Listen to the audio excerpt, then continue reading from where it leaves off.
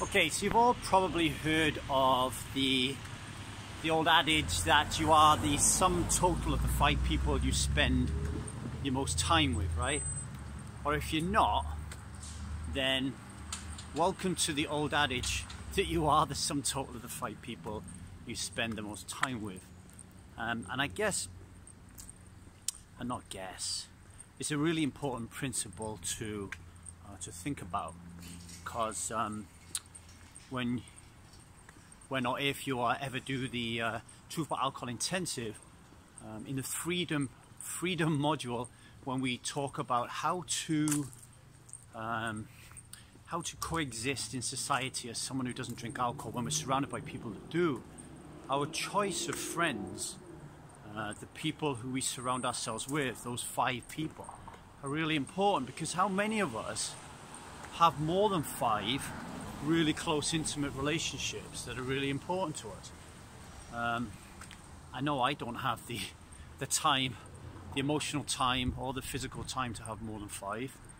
5 seems a little bit too much for me, to be honest. 2 or 3 would do.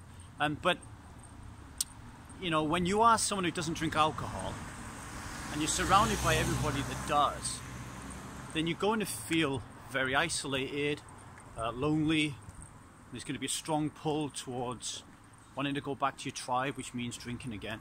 So we work on that, and we take a real strategic look at it and ask ourselves some questions that we don't ordinarily ask ourselves, and that's, where did these friends come from? How were they manifested? How did we choose them? You know, I got divorced in 2009. At the time that I decided to get divorced, we both still loved each other dearly, but we just grew apart, right? We were together from a very, very young age, got married very young, and then as you grow older, you get into different things, and you want something different, don't you? As you mature and your life changes, why is it any different with your friends? So maybe you've got friends who are like 14, 15 years of age. You know, you've had friends since you were like, I don't know, 6 or 7. Sorry, I meant to say.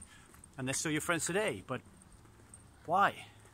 You know, yeah, we got a history and all that kind of stuff, and you got some great memories, but do they really provide you with any value today? You know, do they provide you with the connection, the emotional support, the fun, the laughter, everything that, you know, we really need out of friends? And what's wrong with doing some visualization work around our ideal friends and actually putting the energy out there into the universe so we can get our subconscious mind at work at trying to attract the right people? I certainly know when I stopped drinking alcohol that I noticed people's energy, and I was attracted to people's energy. I never ever thought about that before when I was someone who drank alcohol. I made all my friends invariably through alcohol, whereas today it's very, very different. And the reason I'm saying this is, I think it's important. I thought this was quite interesting, that I was been listening to Jen, I'm going to butcher her name now, Jen Sincero's book, Badass. You are a badass when it comes to making money. And I was just listening to a little snippet of it earlier on when I was walking down the street.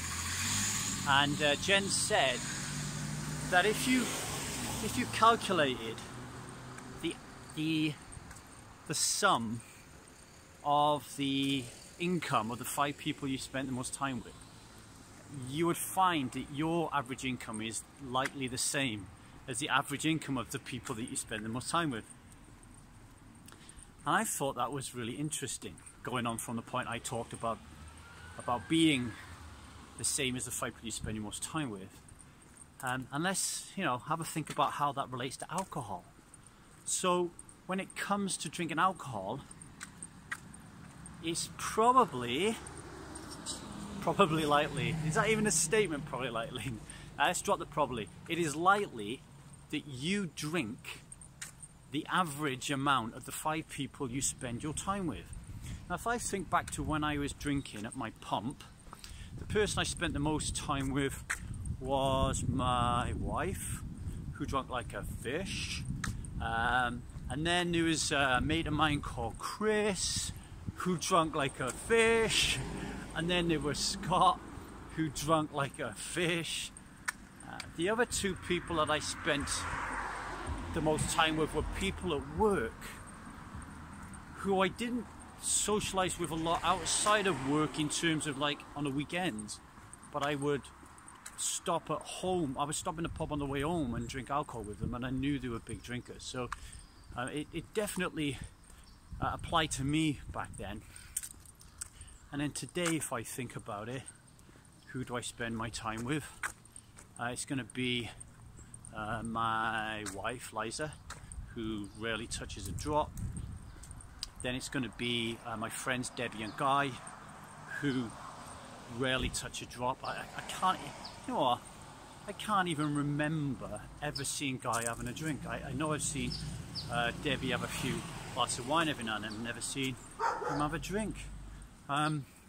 What's outside of that? Well, it's likely going to be, if I move to LA, it's going to be my family. It's going to be my mother-in-law, doesn't drink.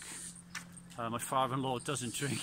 You know, it's for me, it's true. So I would have a look at that, do the math, have a bit of fun. Who are the 5 people you spend the most time with? How much do they drink? And does the math work out? Is that the average amount that you drink? And then, what does it mean to you? How do you feel? Do you need to make any changes? If so, what are they? Send me an email at thetruthaboutalcohol@gmail.com and let me know what you found. My name is Lee Davey. I'm not an alcoholic. I refuse to be anonymous.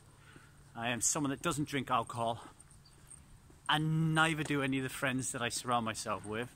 And I spend every waking moment of my life helping other people become people who don't drink alcohol, and to find people who they can love, cherish, and surround themselves with, who also don't drink this most powerful of drugs that creates such a terrible addiction. Thanks for listening.